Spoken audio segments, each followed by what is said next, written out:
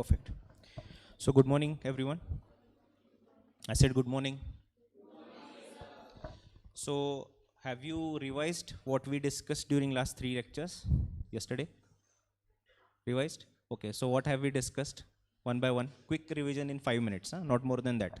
Because we are going to discuss very important topic of all the topics, that is supply under GST. So before we start with supply, a quick revision of what we discussed during first three lectures. Yes? Who can start? One by one. We'll start from there. Start.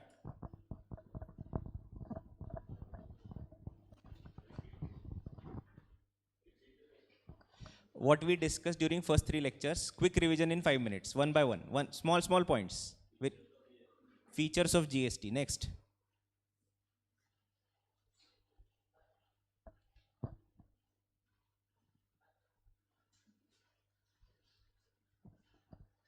Okay, next. Application of GST, what is that? Rules. Which sort of rules? Okay, advantages, disadvantages of GST. Next. Direct and indirect access distinction. Okay. Okay. So that is a feature of GST. Burden is shifted.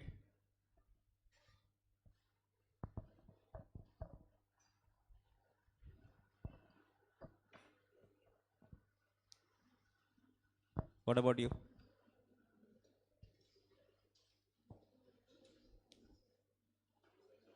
Have you revised or not? Okay तुमचं उत्तर त्यांनी दिलं काय please shut the door previous tax regime watt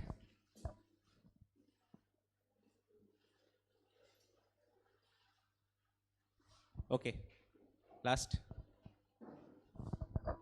any points those we discussed maybe made a small point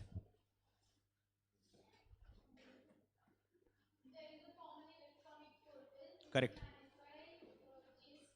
very good GST and portal next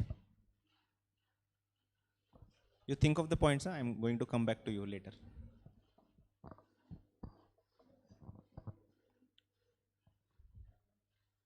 next second last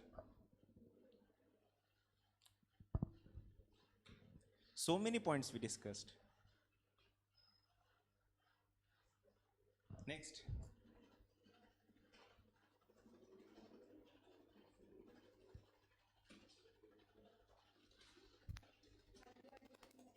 value addition mechanism very important yes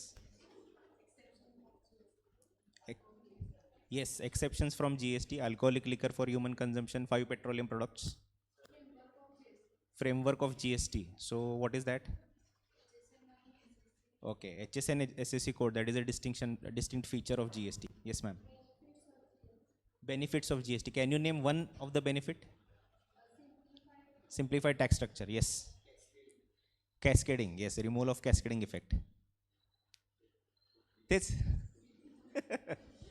yes anything that we discussed during last three lectures one small point is required from each one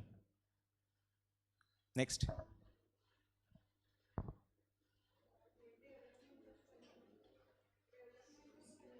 development of country okay rate structure correct okay who was remaining two of you three of you seamless flow of credit yes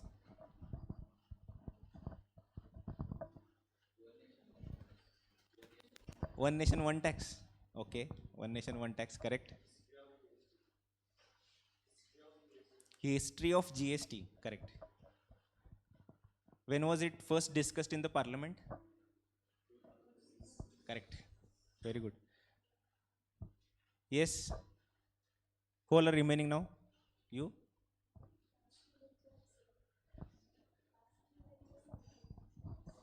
last lecture नव्हता तुम्ही अच्छा ठीक आहे but you have access to demo lectures right today you revise it okay today once you reach home you revise all the three lectures yes. Please shut the door once you come in who is remaining now you are also not present हां लावा ना. झालेत point सगळे का आणखीन काही आहेत? Uniformity regarding procedures or rules or both? Okay. So that was it, but I will still suggest you to revise once again so that the overview of GST is clear to you. Today we are going to start with one important aspect of GST law, that is supply under GST. We have seen that there were so many laws before GST. For example, excise, customs, service tax. We also saw that there were various taxable events. Taxable events means what was the taxable event for excise? Manufacturing. We discussed this, right? In the first lecture itself we discussed. What was the taxable event for customs? Import, export. What was the taxable event for service tax? Provision of service. What was the taxable event for VAT? Sale of goods. So there were different taxable events under different tax laws. So for GST, what is the taxable event?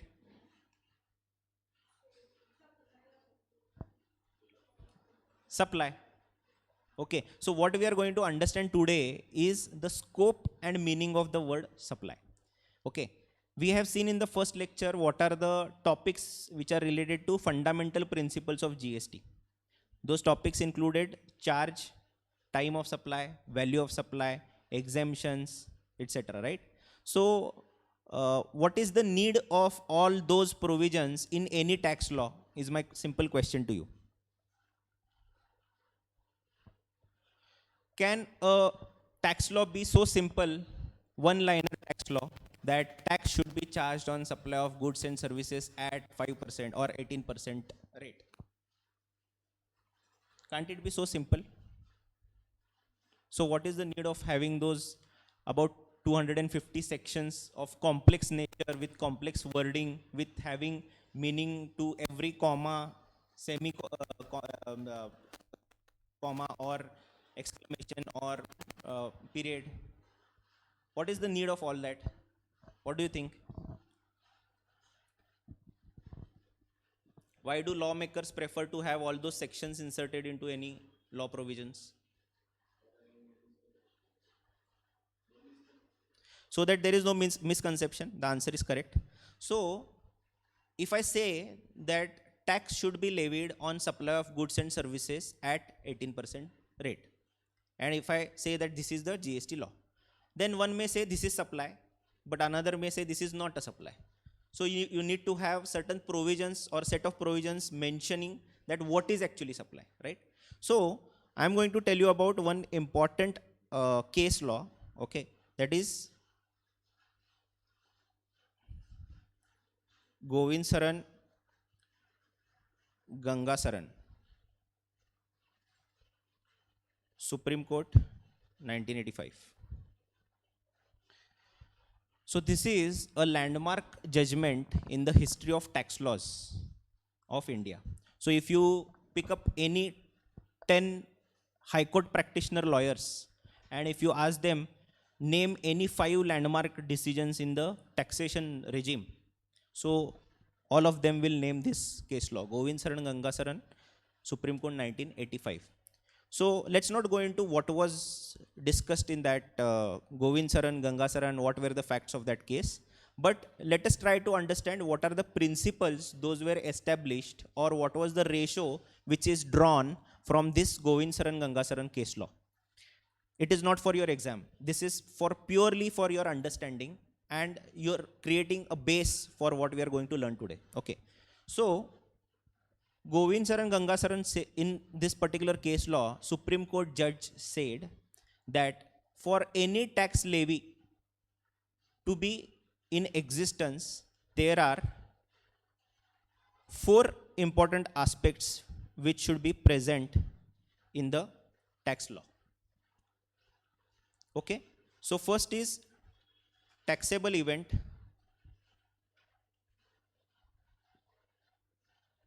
Second is taxable person. Third is rate of tax. And fourth is valuation.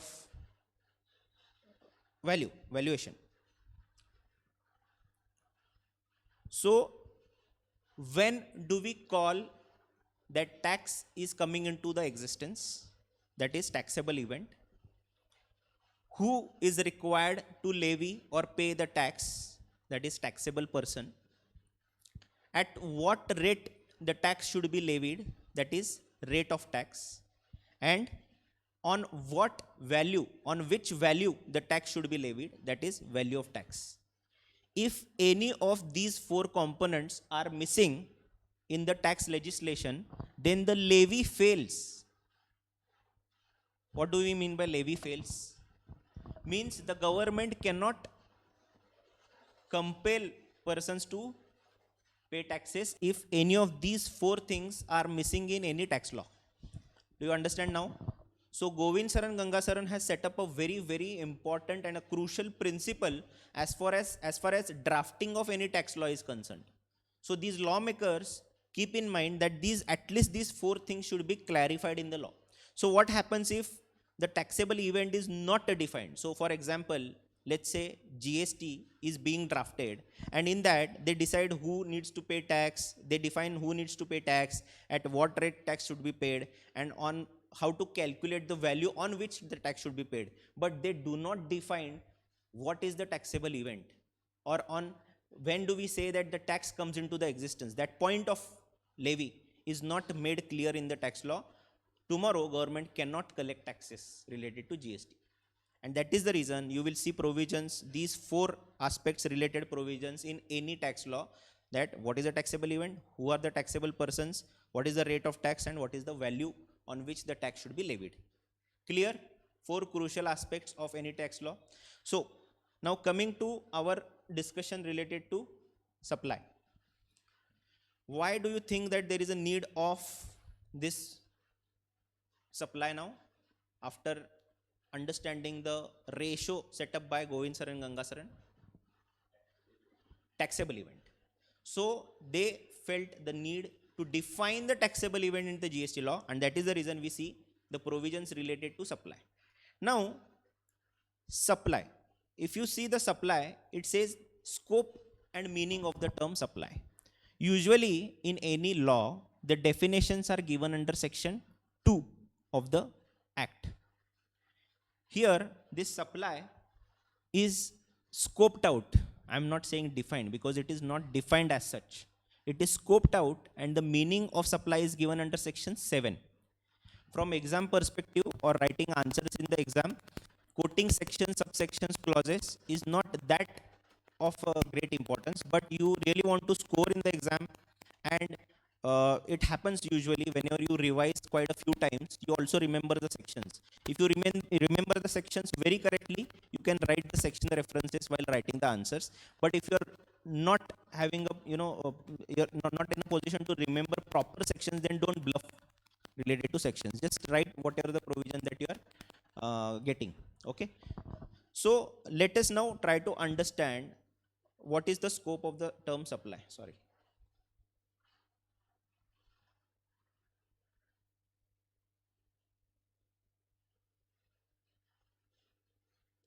So supply is scoped out in section 7, subsection 1. We have 3 clauses, clause number A, B, and C. 3 clauses wherein the entire scope of the supply is given. Now, for supply to come into the existence, there are certain parameters. Okay, so when we say that we have to pay tax on supply of goods or supply of services, so when actually that event occurs, that is very, very important. And for that to decide, we have to refer to section 7(1) clause A. A gives various parameters. We will just try to understand. First, I will read that A clause for you, and then we'll try to understand which are the parameters which decide that the levy comes into the existence. Okay. So A says all forms of supply of goods or services or both, such as sale, transfer, barter, exchange, license, rental, lease, or disposal made or agreed to be made for a consideration by a person in the course or furtherance of business. A very long sentence. So we have to see one by one. Let's see how to read the law. Okay. So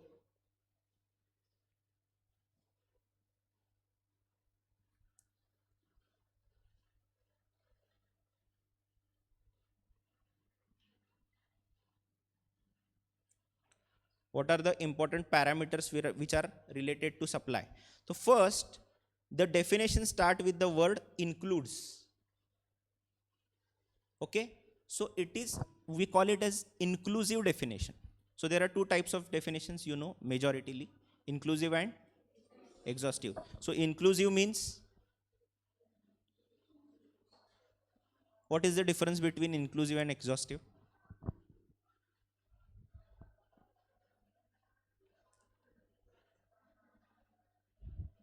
When the definition starts with the word includes, it means, it literally means that it will include something that is written in the definition as well as something may not be written in the definition, in simple words. So to scope it further at a larger scale, they define the definitions in inclusive manner. So it only says, for example, if I have to define what is the favorite sport may be cricket. So cricket equipments, if I have to define, so I will say cricket equipments includes bat, ball, stumps, pads, etc.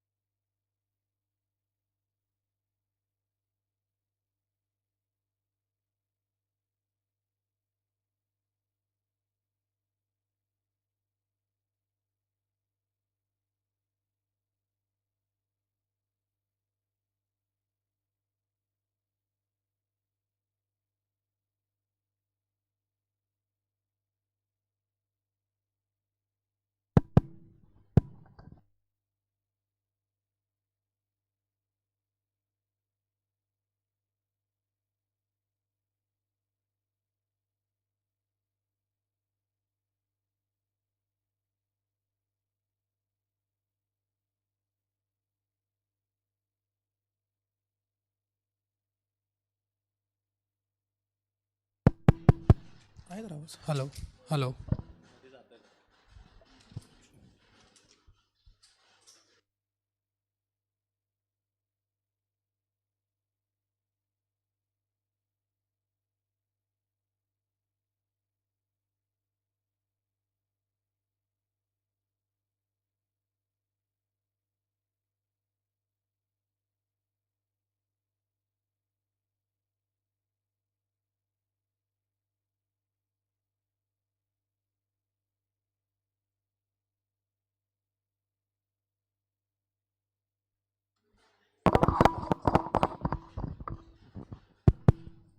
Thank you.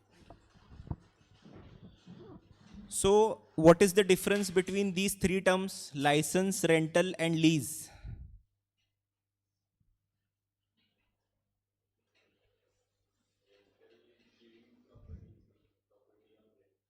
Rental may be giving property on rent. Okay. Usual commercial language we call everything as rent pe diya hai, right? May it be machinery, may it be building, may be flat. बरोबर ना? See, there is a difference between these three terms. Lease is always associated, usually it is always associated with immovable property.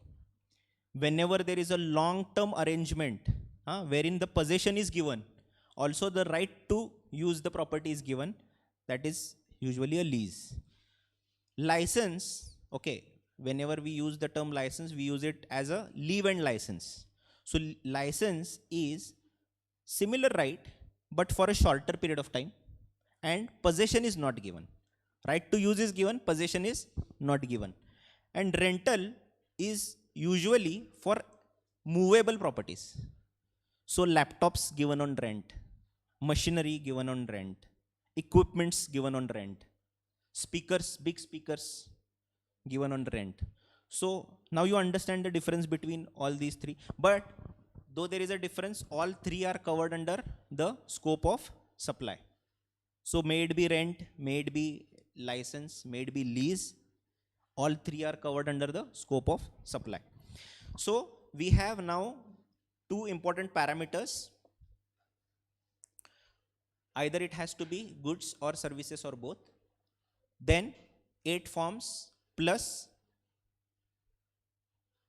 barabar? So 8 forms which are given as example in the definition, or there may be some other form which you may think of can also be included as a in the scope of supply.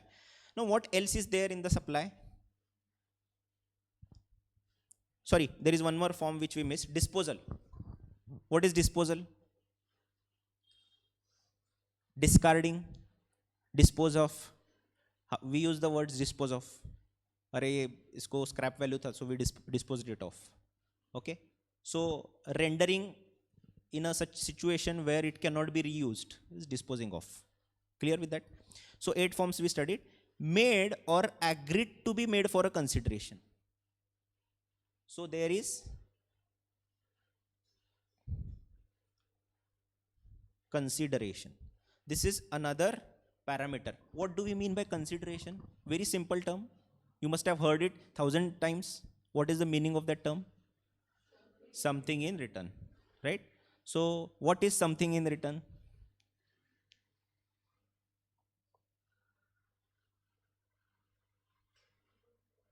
What is something in return?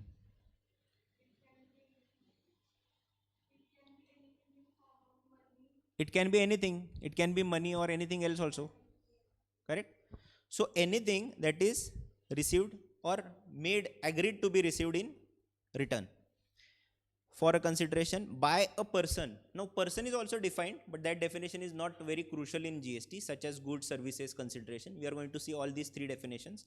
But person means any person, individual, HUF, maybe LLP, partnership firm, private limited, association of persons, bodies of individual, etc. All those artificial, etc. also are legal person also are covered. So person is need not be necessarily an individual. Understood? In the course or furtherance of business. So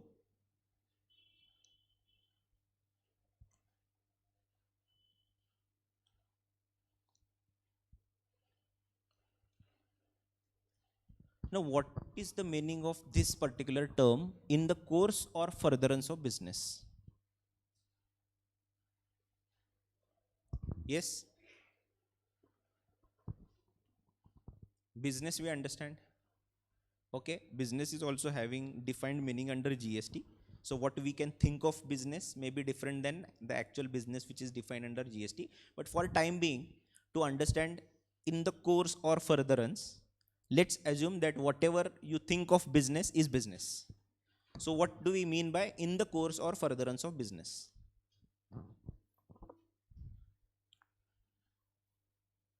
Try to not lose the mainstream of why we are reading all this, because supply is a taxable event and people should not misunderstand what is supply. So the supply is scoped out or defined, and hence we are reading every parameter which is scoped out in the scope of supply. Okay, don't lose that thread, otherwise you will just keep on understanding these things but without association with the main intent of reading all this. So in the course or furtherance of business, let's understand that if there is a person who is manufacturing, let's say, these microphones, okay, so his main business is to manufacture these microphones, and tomorrow he also wants to manufacture something like this. This is another equipment which is similar to this microphone but a different thing. So if any supply of these microphones is done, is it not in the course of business? It is in the course of business. But if he sells one of those items and he will say, no, no, my business is to sell this microphone, that is not my business, so I will not pay tax on that. He may say that, right? But he may in future or he may not in future sell those commodities. So it is furtherance. You understand now what is furtherance? Or let's say territorial geographical locations. Today I am distributing my goods in state of Maharashtra. Okay, regularly for last 5-6 years I am distributing in the state of Maharashtra. So whatever I am supplying is in the course of business, it is in Maharashtra. Tomorrow, one transaction only, I sell it to, let's say, Delhi. And I say, no, no, it is not my regular geographical location. And I am not going to sell in future, or I may or may not sell in future in Delhi. But it is in the furtherance of business. Okay. Course is the regularly what you are doing. And furtherance means maybe in the future, may not be in the future, which is it is kind of an extended leg of the existing set of transactions. It is furtherance. So course and furtherance, now you understand? Clear? So important parameters that we have seen: the supply. Whenever the taxable supply comes into the picture, there are 4 parameters which are required to be met. Parameter number 1, it has to be related to goods or services or both. Second, it may be out of those 8 forms or something which is similar to those 8 forms. 3, there has to be a consideration. Okay, if there is no consideration, there is no supply. And 4, it has to be in the course or furtherance of business. Now we have understood part A, that is clause A of section 7.1, which gives the basic parameters of supply, which is a taxable event under GST. Now B and C, when we have a rule in place, there are also exceptions to the rules. Okay, so try to imagine this as a rule. What is our rule? 4 parameters, that is our rule. If that rule is satisfied, there is a supply which is to be taxed under GST. Now B says importation of services for a consideration whether or not in the course of or furtherance of business. So I want to highlight one part for you: whether or not in the course or furtherance of business. अरे sir, आपने तो कहा it has to be in the course or furtherance of business to become it as a taxable supply. But what I told you, this is the rule. There may be exception to the rule.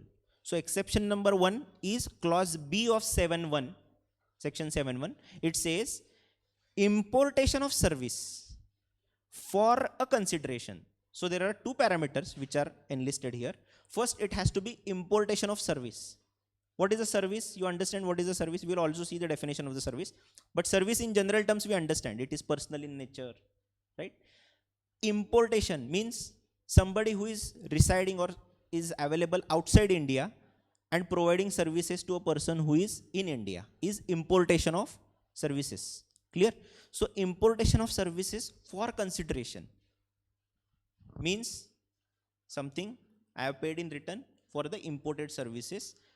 Whether that activity is it in the course or furtherance of business or not will not matter. It will still be called as supply. Clear with this now? I will give you one example. I want to construct a villa. Villa, you understand? So I want to make it such a grand and royal that I hire an architect from USA who has already, let's say, structured villas for many celebrities from Hollywood. So I hire a architect from USA and take the services of architecture and designing related to my villa. So and pay him in dollars, US dollars. So let's say 50,000 US dollars I pay him. So first question to you, whether it is importation of service. Okay, and that villa I'm not going to rent it out or anything. Huh? I'm going to use it for my own thing. So it is my personal property. So first of all, whether it is importation of service, the answer is yes. Whether it is for consideration, 50,000 US dollars, it is for consideration. Whether it is in the course or furtherance of business, the answer is no. I'm going to use it for my own. I'm going to stay there. I'm going to live there. So it is not in the course or furtherance of my business.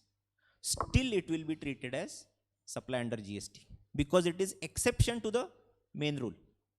Clear? Now what you all are going to do is to think of an example which fits into this B and tell me tomorrow. You have enough time to think. So that is your homework. Tomorrow when we will start, you have to give me one answer related to this point B.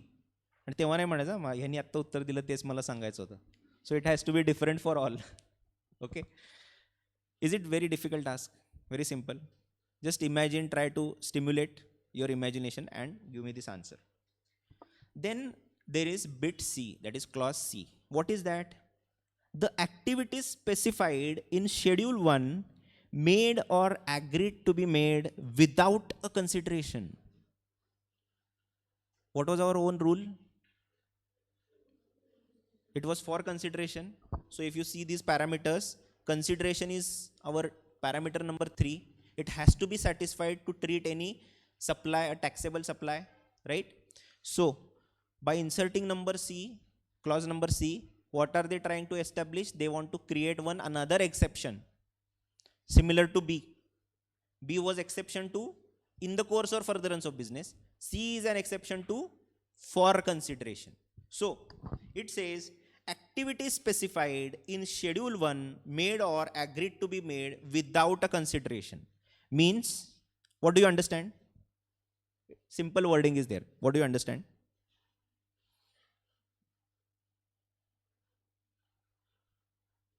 At least you get from minimum at least thing that you understand from this is that there is something called as schedule 1. Correct? So there is something called as schedule 1. And schedule 1 is enlisting certain activities. Okay? What are those activities? We'll see when we'll go to schedule 1, we'll study. So schedule 1 is part of GST law. It is a schedule to CGST Act 2017. It specifies that transactions which will be treated as supply even if those are without a consideration. Okay? So this is another exception to the main rule. When we will go to schedule 1, we will study that there are few transactions wherein even if there is no consideration or nothing received in return, still it will be called as taxable supply. Clear? So 7(1) A, B, C, clear? All three? So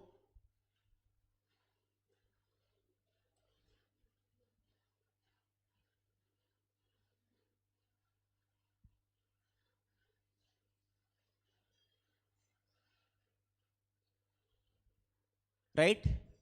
Parameters 1, 2, 3, 4, out of which for 4, even if the 4 is not being there present, there is exception which is 7(1)(b), which says still it will be supply. And if 3 is missing, then there is schedule 1, which says for those activities, even if C is missing, 3 is missing, it will be still called as supply. So clear with parameters and exceptions? Let's move ahead.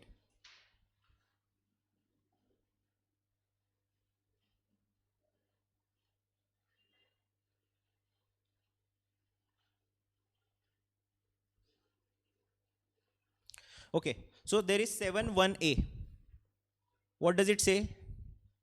Where certain activities or transaction constitute a supply in accordance with the provisions of subsection 1, they shall be treated either as supply of goods or supply of services as referred in schedule 2. So what do you understand? First thing, that there is something called as schedule 2. So similar to schedule 1, there are certain entries in schedule 2 which will tell us what is treated as supply of goods and what is treated as supply of services. Now, why do they want to do that? What is the reason? We have seen the previous tax regimes, dispute between central government and state government, right? We have seen few examples: restaurant, construction, software, whether it was sale of goods or supply of service. In earlier tax regime, there were disputes. Our Supreme Court has to step down and intervene and say that yes, it is supply of service as well, supply of goods as well. So on software, there was VAT as well as service tax. Do you remember that? We discussed a couple of days back. So that there should not be similar kind of confusion, they inserted this schedule 2, which will tell us that whenever these 4 parameters are met and it is a supply, whether it is a supply of goods or whether it is a supply of services. To give you one example, under construction property, okay, so a builder has started construction of a residential complex and it is not complete yet. So under construction property is there and he wants to sell it to a flat owner, means the buyer. So you tell me whether it is a supply of goods because cement is there, steel is there, color is there, right? All fittings are there, electric fittings are there, plumbing fittings are there. So it is supply of goods, or builder is performing all these activities on your behalf, so it is a service.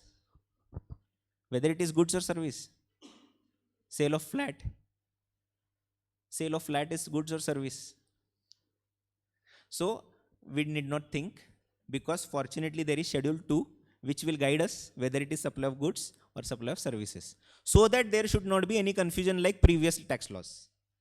Clear? Confusion, we have given enough time and we have discussed what was the confusion in the previous tax laws. Okay.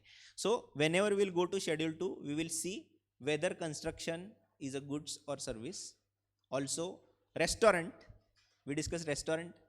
Do we go there to buy the goods or consume the food with ambience, music, maybe service of the restaurant, etc. So we'll see whether restaurant means serving food at the restaurant is goods or services when we'll go to schedule 2. So schedule 2 fortunately is there. As per section 7(1)(a), it says that schedule 2 will tell you whether they will be treated as supply of goods or supply of services. So it says where certain activities or transaction constitute a supply in accordance with the provisions of subsection 1, they shall be treated either as supply of goods or supply of services as referred in schedule 2. Means you or the tax authorities do not have any liberty to decide whether it is goods or services. That is another meaning to it. So tomorrow you will say no, this is goods. Tax authorities will say no, goods you are paying only 5%. This is service, you pay 18%, you pay additional 13%. That is not the dispute that might happen. So not required, because 1A, through 1A mechanism, schedule 2 is there which will tell you whether it is supply of goods or services. Clear? Now there is section 7(2). What does it say? Notwithstanding anything contained in subsection 1, means irrespective of whatever you have read in subsection 1, this section will prevail. Okay, so what does it say? The following shall be treated neither as supply of goods nor as supply of services. So they want to keep these things outside the purview of GST levy. And that is the reason they have prepared another list that is divided into two parts. One is, Schedule 3, which says the activities which should neither be treated as goods nor to be treated as services, and notified activities or transaction undertaken by central government, state government, or any local authority in which they are engaged as public authorities. So there will be notified activities. Who will notify those activities?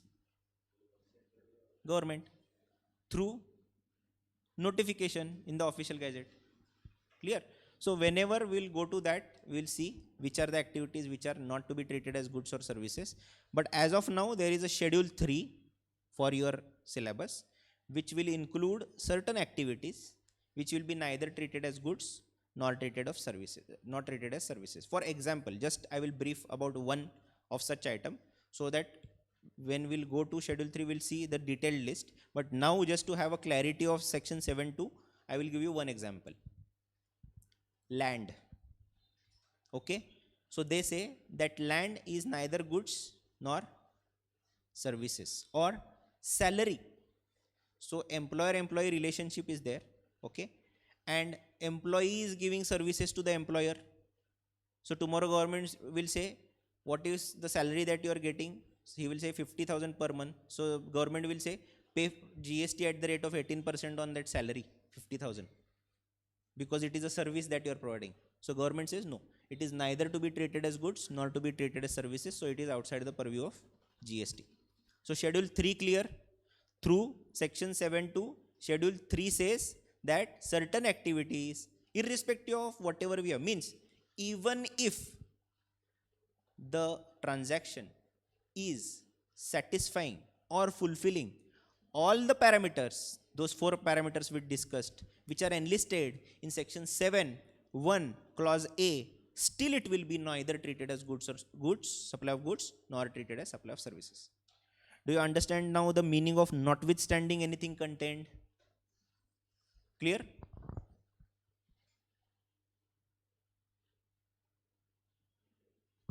What is happening today?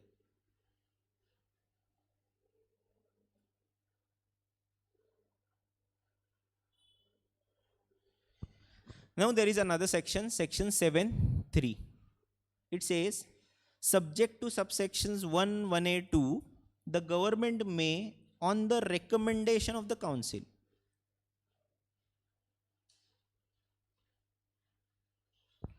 specify by notification the transaction that are to be treated as supply of goods and not as supply of services, and supply of services and not as supply of goods.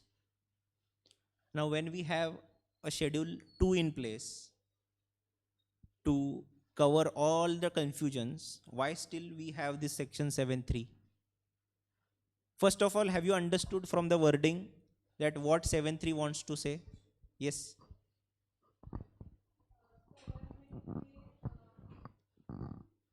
Clarify.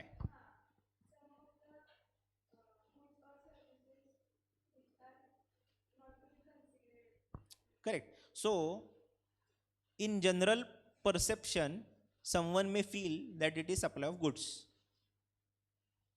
Okay. And will start taxing it as goods. And of course, 1A, Schedule 2 is there, which says what is supply of goods, what is supply of services, but it is a limited list. There are n number of commodities. So there is something which may not be covered into those listed items, and maybe keeping on taxing it as a goods. But tomorrow government feels that it is not goods, it is service, or vice versa. It is not service, it is goods to be charged at so and so rate. So government may, on the recommendation of the council, so council will recommend, GST council will recommend it to the government, and government will, the Ministry of Finance will issue the notification in the official gazette and declare or clarify that supply of certain goods and not as a supply of services, means these are to be treated as goods, not services, and these are to be treated as services, not goods. That clarification will be given by the government. So this is just an enabling provision. What is an enabling provision in law? So it just gives the right to the government to classify a certain transactions into goods or services, if at all there is a question of classification. So clear? So we understand that in GST, the taxable event is supply. That has to be for goods or services. But so that there should not be any confusion about goods and services, we have a schedule 2 which says that what should be constituted as supply of goods and what should be constituted as supply of services. But even if there is a confusion and tomorrow GST Council recommends to the government that clear this confusion by issuing a notification, so government will reserve the right to issue the clarification as to what is to be treated as supply of goods and what is to be treated as supply of services. Now clear? So they are trying to, I am not saying they have done it, but they are trying to create a watertight compartment for goods and services. They are not successful at it because there are many borderline cases and issues which are still prevailing. But let us, from the exam perspective right now, let's try to understand that there are two separate sections, goods and services, to which various sets of provisions are applicable in GST law. Though both are covered, to avoid confusion, government has clarified that there is a schedule 2 as well as we will clarify whenever it is required. Now clear with this section 7.3? Clear?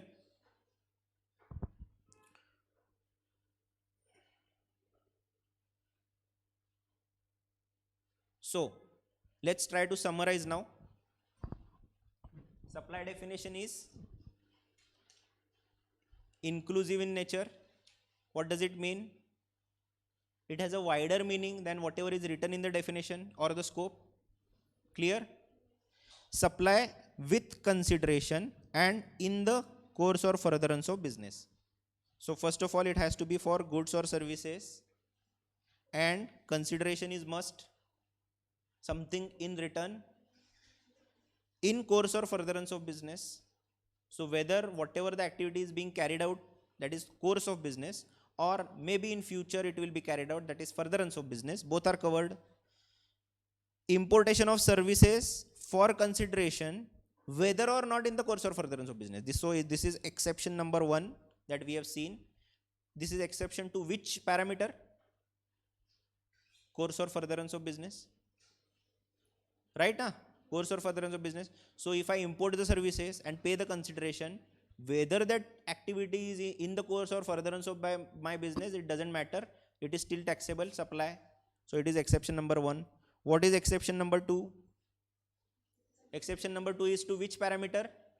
Consideration. So whether I receive consideration, whether I do not receive consideration, set of transaction will still be called as supply under GST. And where are those set of transactions are written in? Schedule number 1. We will go to that schedule, we will study in detail what are those set of transactions and what is excluded from the scope and meaning of supply. Activities which are enlisted in schedule 3. What does it say? Certain activities which should neither be treated as supply of goods nor to be treated as supply of services. We have seen employer-employee relationship, salary paid under the contract of employment, also supply of land we have seen. So there are such activities which we'll see in detail. Supply not in the course or furtherance of business, this we have seen, and supply without consideration. Okay, now one by one we will discuss. From here we will start. Just want to revise this whatever we have studied because this is a very crucial aspect. Now also many chartered accountants they will keep on asking each other, अरे ये ऐसा transaction है, whether this is a supply, इस पे GST लगेगा क्या? दूसरा नहीं पता नहीं यार, देखना पड़ेगा. तो देखना पड़ेगा means here we will have to see, check 7.1 A B C, schedule 2, schedule 3. So if you make this perfect, many of the problems in practical situations are resolved. You will try to understand कौन से transactions पे tax लगेगा, कौन से transactions पे tax नहीं लगेगा. Clear? So first, what is the parameter? Parameter number 1. It has to be goods or services. Next, 8 forms मतलब कौन से forms है? Next, एक forms बताओ चलो. Rent, lease, sale. Okay, हो गया सभी. Disposal किसी ने नहीं बोल. Disposal. Okay. डिस्पोजल को डिस्पोज ऑफ मत करो, ध्यान में रखो. Whether only these 8 forms and many other which we may think of. Okay.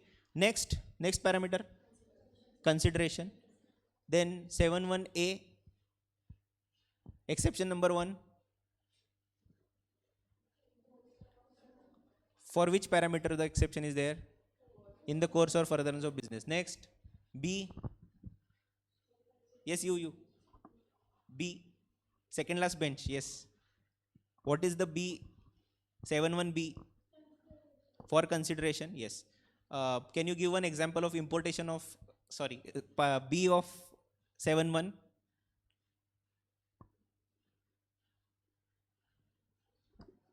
(7)(1)(b), exception to the course or furtherance of business. Any example?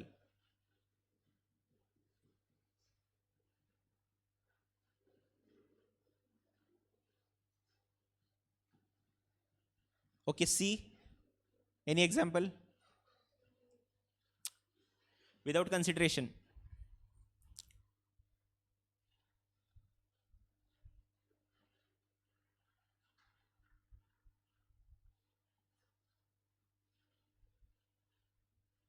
Any natural transaction without consideration. We have not yet seen the schedule 1 list. I am just asking, if it is without consideration, can you give one activity where the consideration is not received?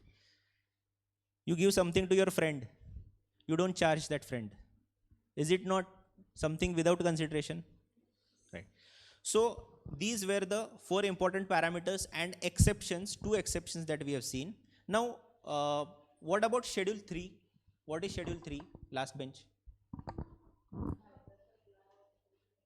Nor supply of services. One example. Correct. Another example. The one we discussed in the classroom today. Salary, employer-employee. Okay. Now, what is the right that is reserved by the government? Last bench.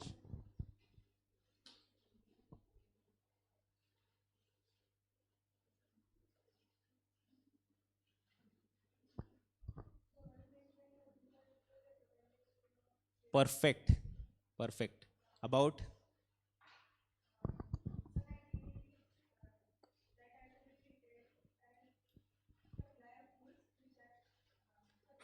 supply of services. Correct. And schedule 2.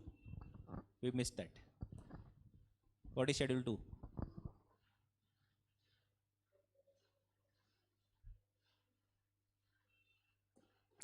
(7)(1)(a) means 1 capital A. Schedule 2.